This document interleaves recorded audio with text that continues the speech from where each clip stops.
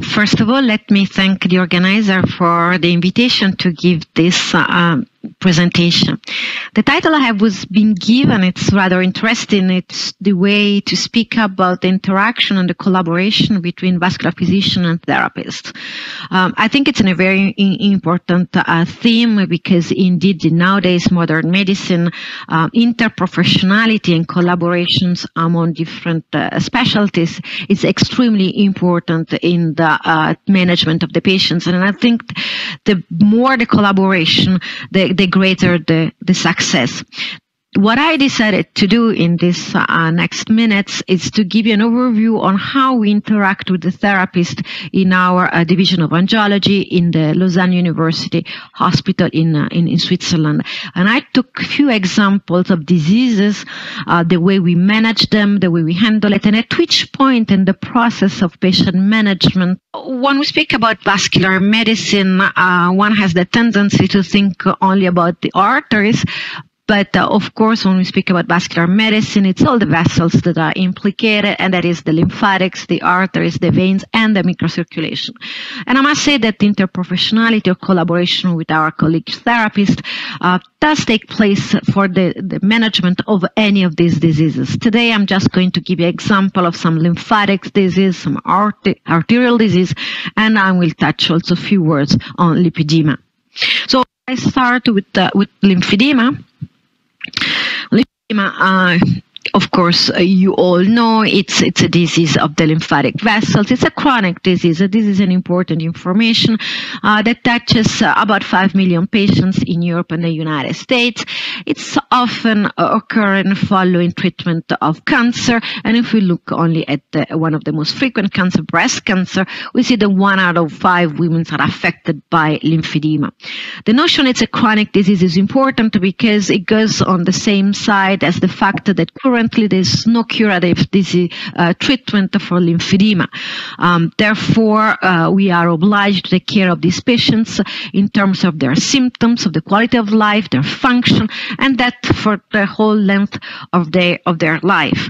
So how do we, and usually this is a disease also that it's very frequent, but it's misdiagnosed, and it's also a disease of which the physicians don't really take too much care, they're not too much aware, and very often it's just a situation where the physicians and the patients accept that there is a disease, there's really nothing to do, they live with it, but the disease progresses, and the quality of life and the functionality of the affected limb of the patients, it's really getting worse at each point.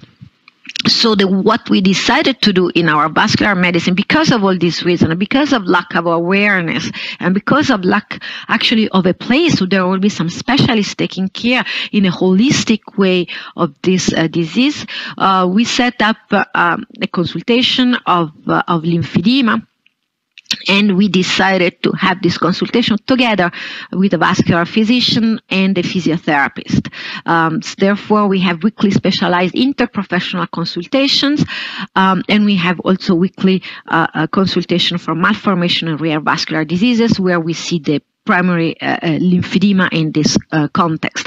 The idea to see the patients together is that we avoid multiple consultation to the patients, and we together are able to better appreciate the status of the patient. With the physiotherapist, they do help us out with the functional exams. We look at the differential diagnosis, we do the vascular exams, we take the medical history of the patients, of course, and we can set up also a management plan, a therapeutical plan that is coordinated, and therefore we believe that it's a better management of these patients. The particularity of our division is that we invested a quite a bit in the development of this consultation, trying also to find new ways to appreciate the diagnosis of these patients and to have some tools to be able to direct in a better way the treatment of lymphedema patients. And therefore, since a few years, we have at our disposal in the service an imaging tool, which is the lymphofluoroscopy.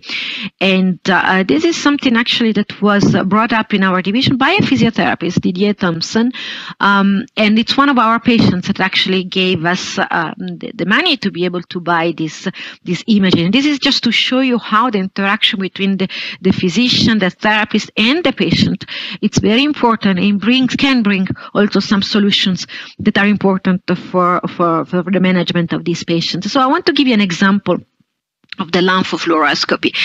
We inject a stain in a green andocyanin subcutaneously in the limb affected by lymphedema, and with the infrared camera we are able to visualize the superficial lymphatic system, to see the progression of the lymph, to appreciate the contractility of the lymphatics, to see where is the accumulation, the dermal backflow or the stasis of the lympha, and then the physiotherapist will do the lymphatic drainage, and we see how in real time the lymphatics responded to this lymphatic drainage.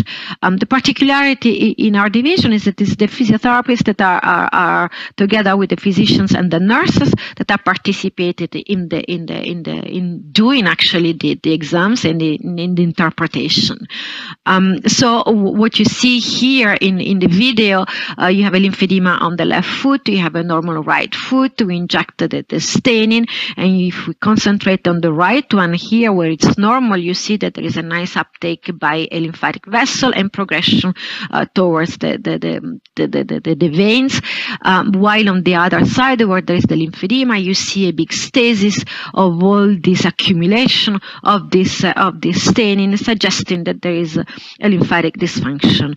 And if we just look here at the progression, you see that where it's functional, there is only one lymphatic vessel that progresses the lymph very nicely, and on the contralateral there was accumulation, but you see that at the end it finds a way also to go.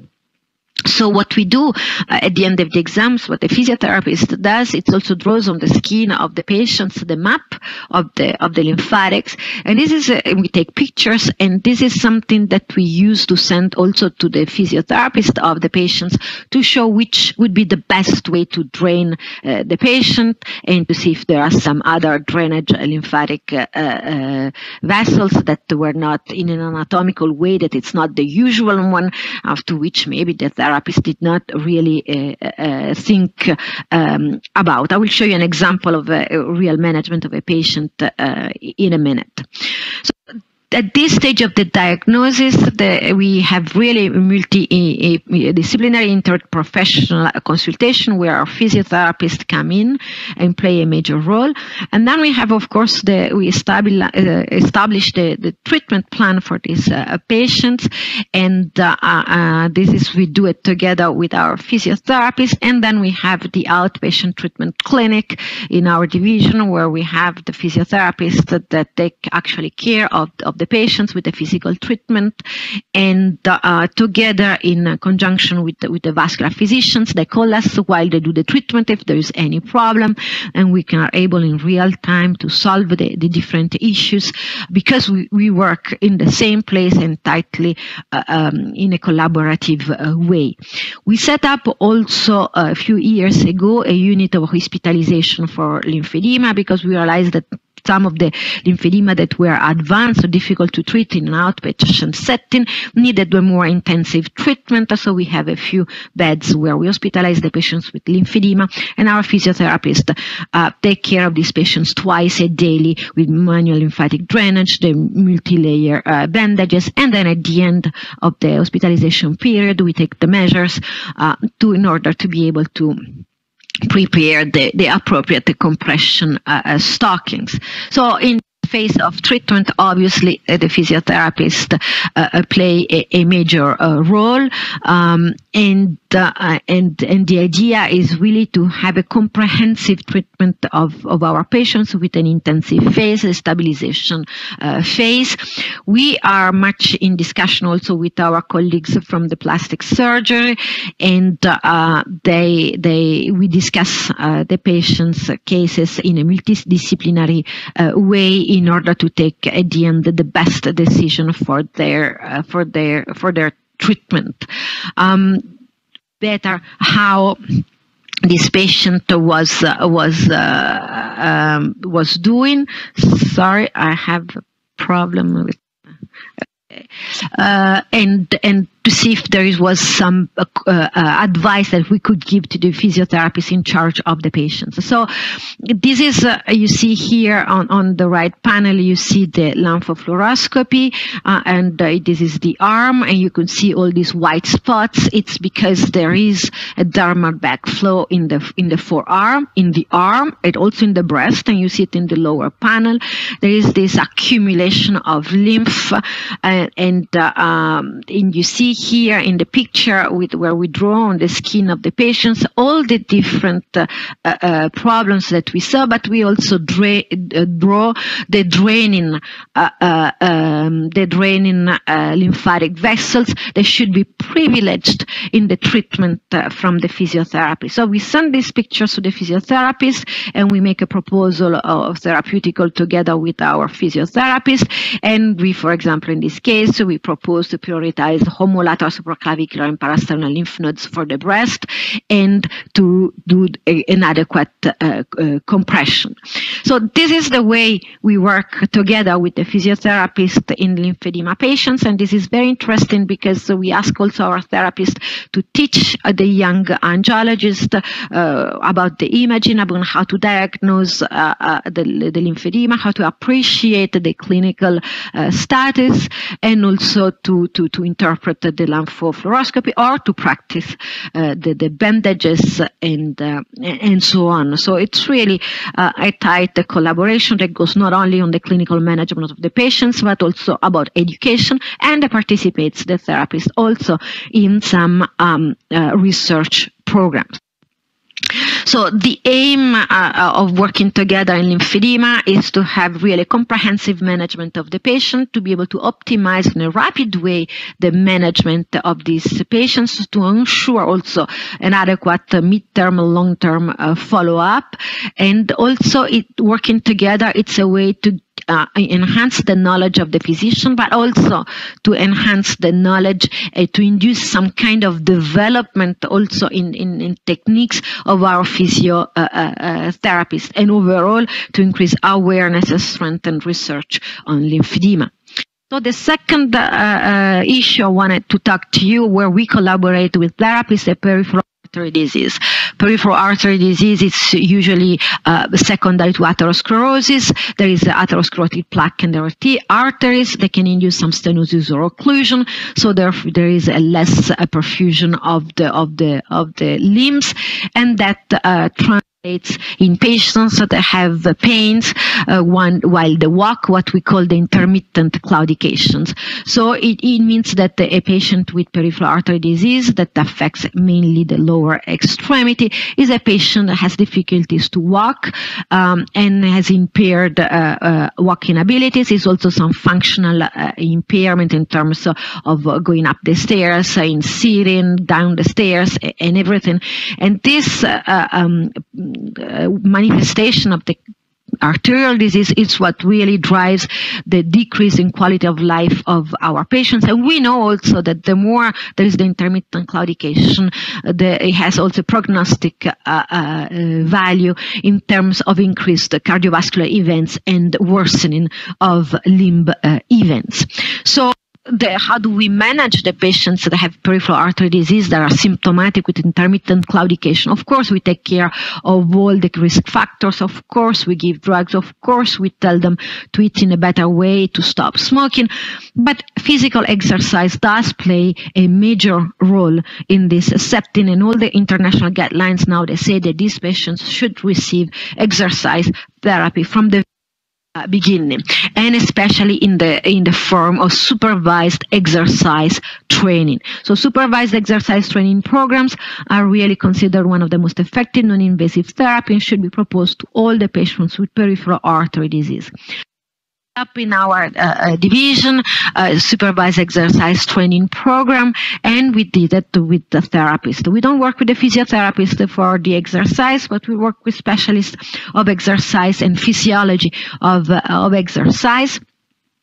And this is the way we set up our program. The physicians see the patients, they do the diagnosis, all the vascular aspects, and then when we decided the patients could benefit from the supervised exercise training program, we see them again together at the beginning for what we call it an admission visit, and we see it together, the physician and the exercise specialist. And here we determine all the walking performance, the functional status, the vascular parameters, and the risk factors of the patients. And then finally the patient enters the program, which is coordinated by the therapist, the exercise and physiology specialist, and it consists in 3 times weekly sessions of Nordic walking and exercise of equilibrium, of balance, of muscular reinforcement, education for 3 months. And these are really the sessions that are taken care by the exercise specialist that meets once a week the vascular physicians to make the point on the patient, to answer to some questions, and so on. And together with the exercise specialist, the vascular physician sees again the patient at the end of the 3 months period to determine again the parameter and to see how was the effect of this training program. So the therapist plays a major role because it's with him that we determine the intervention strategies, that we plan the training, which is individualized depending on the capacity and the needs of each patient, and we set together the objectives. And then the therapist during the training sessions adapts the workloads, plans the progressive way of doing exercise during the 3 months, and adapts the choices of the training methods depending on the situation of the patient. So it's really, again, here a collaborative effort and work that we do for getting the best of our patients. And this is just very quickly the results of the first patients that we had, to show you that indeed we are able to significantly ameliorate the walking performances and the functional status of our patients, and that these benefits are maintained 6 and 12 months following the end of the supervised exercise training period, showing again the great benefit of working together, physicians and therapists, with this type of disease. Another field where we work very tightly with our colleagues, physiotherapists, is lipedema. Lipedema is a chronic progressive disease and is characterized by abnormal distribution of fat in the lower limbs, and very particularly arms, the hands, the feet, and the trunk are spared. It's not uncommon, but it's still considered a rare disease, and it's again probably a little bit often confused with the lymphedema, and like lymphedema, but in a more impressive way, lipedema, it's considered, for many, it's not even considered a disease.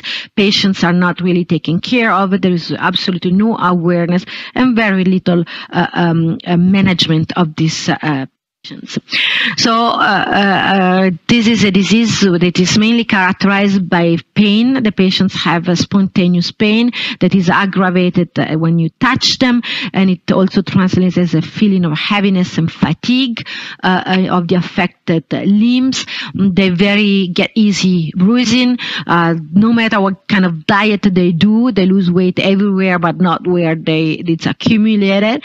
And at the end, these patients get also a lot of psychological distress because nobody really takes care of them, and usually people and physicians as well tells them that they just have to eat less and it's just a problem of being a bit obese, which is definitely not the case. And these patients, you can see from the picture, when it gets the disease more advanced, one of the also classical signs is that they have walking impairment because of the accumulation of this fat at the level of the knee articulations.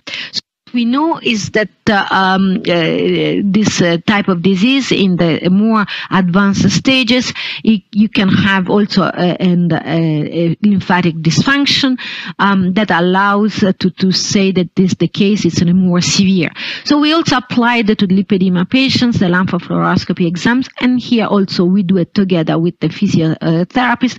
And the idea is also to be able to diagnose lymphatic impairment before it becomes a manifest lymphedema, so that we can adapt the treatment of these patients with some lymphatic manual drainage before these lymphatics really cannot work. And we did several studies on lipedema and lymphatic association of dysfunction with the lymphofluoroscopy. This is one of our publications, and I just wanted to point out that also our physiotherapists are among the co-authors, because we do work together also on the research aspect.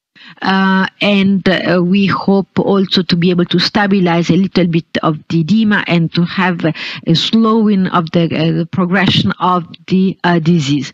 These patients also benefited from the manual lymphatic drainage. I'm not sure that it's really useful in lipedema, at least not at all stages, but this is something that we propose.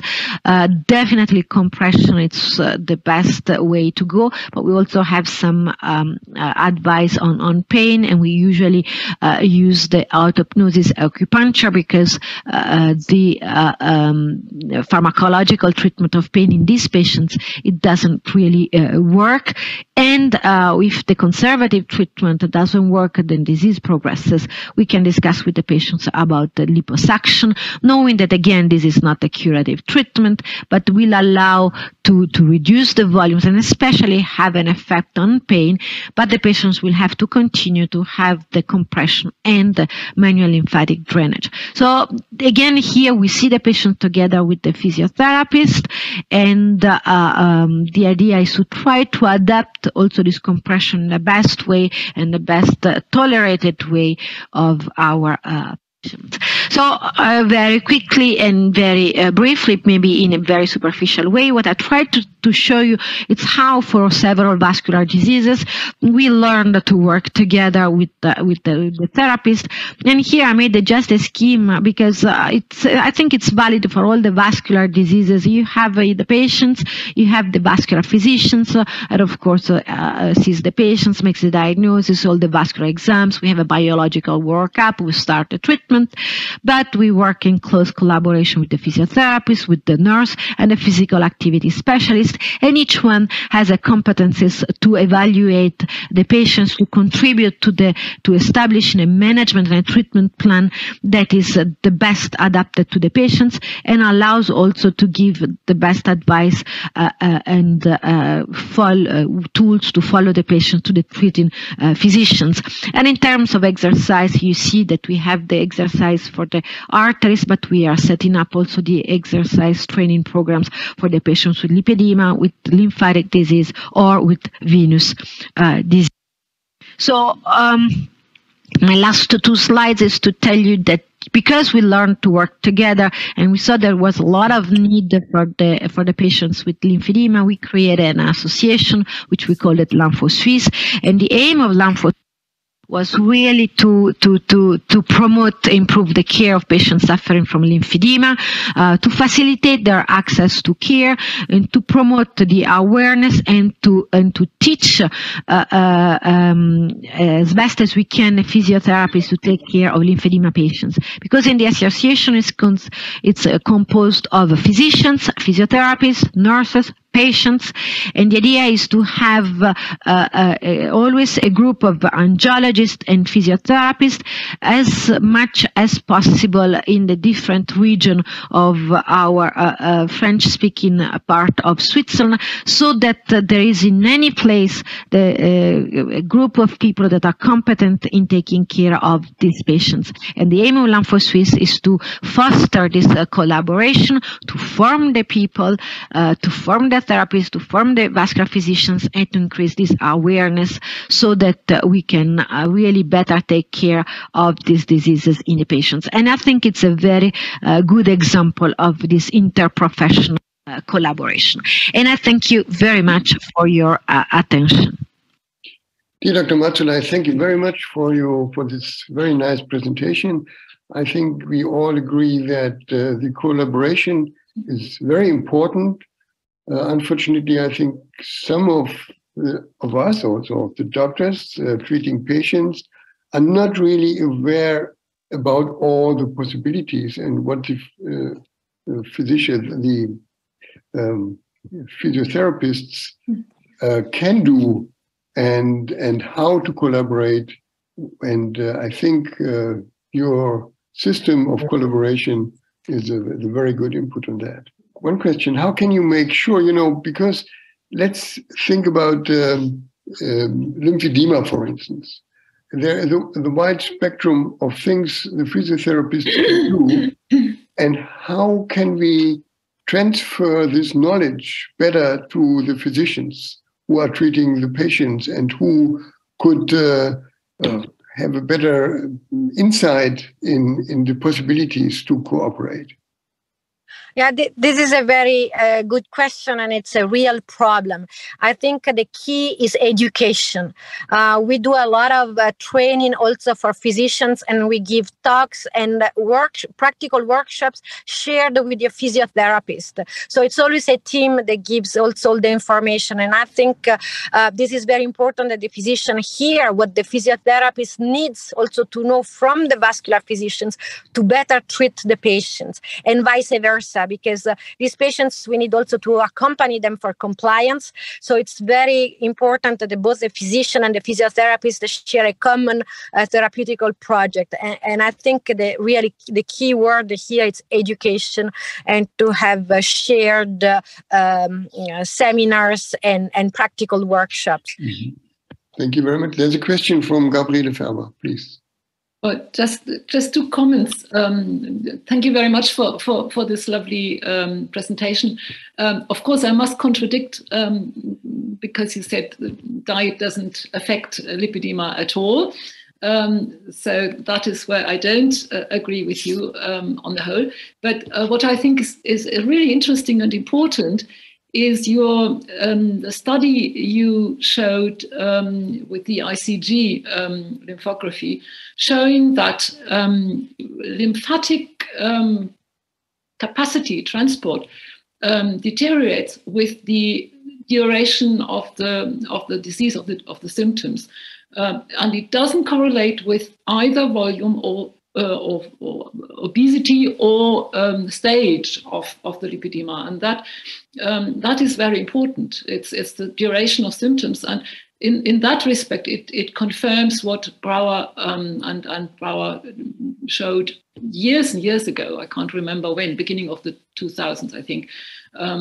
In that case, in their study, they showed that older patients, lipedema patients, had a deterioration of lymph transport capacity, and it deteriorates quite quickly. So that, just to point that out, I think it's an important new paper that you have published. Thank you very much for that. Thank you. Thank you very much. I must say there is a lot of controversies on diet and lipedema.